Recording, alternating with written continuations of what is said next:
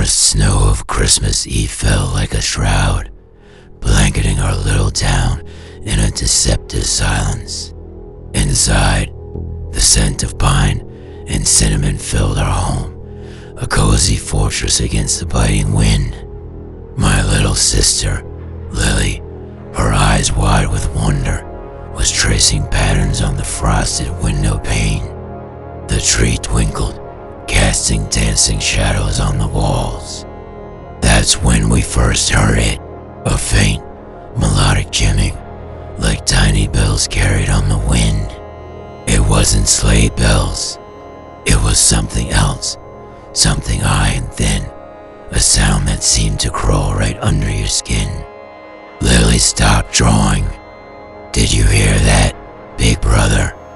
she whispered, her breath fogging the glass. I nodded, trying to force a reassuring smile. Probably just the wind, Munchkin. But I knew it wasn't. The sound grew closer, a discordant jingle that seemed to mock the cheerful carols playing softly on the radio. The lights in the house began to flicker, each pulse in sync with the chilling melody. Outside, through the swirling snow, a figure began to take shape at the edge of our lawn. It was tall and gaunt, hunched over as if burdened by a great weight. It wore a tattered, crimson coat, the color of dried blood, and a long, pointed hat that drooped to one side. But its face was a smooth, porcelain mask, devoid of any features except for two black, empty holes where eyes should be. A permanent, painted-on smile was stretched grotesquely across its lower half. My heart hammered against my ribs. I grabbed Lily, pulling her away from the window just as the figure took a slow, deliberate step towards our house. The chimming grew louder, more frantic, echoing through the room. It wasn't carrying a sack of toys. It was dragging something behind it, a large, burlap sack that writhed and twisted as if something were trapped inside. The sound of muffled sobs and desperate scratching leaped from the bag, a horrifying counterpoint to the relentless bells. It was the Jingle Bell Man, a forgotten ghost from an old town legend. They said he came for the children who were too eager, the ones who couldn't wait for Christmas morning. He didn't steal presents, he stole the joy itself, replacing it with an icy dread. The thing reached our porch. The wooden steps groaned under its weight. The front door handle began to rattle violently. The joyful music on the radio dissolved into static.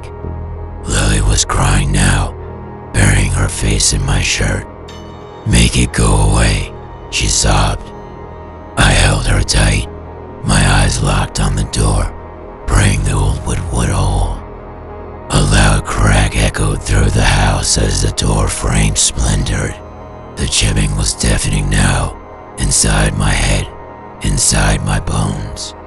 The porcelain smile of the Jingle Bell Man appeared in the cracked window of the door, its black eye holes staring directly at us. Then, just as suddenly as it began, silence. The chimming stopped. The rattling ceased.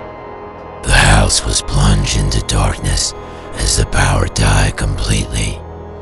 We stayed frozen for what felt like an eternity, listening to the sound of our own ragged breaths.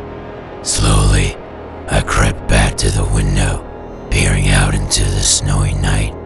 The porch was empty. The figure was gone. A wave of relief washed over me, so powerful it made me dizzy.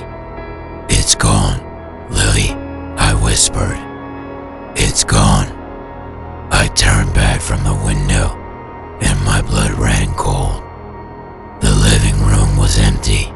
The presents under the tree were torn open, their colorful paper shredded like confetti. And Lily was gone.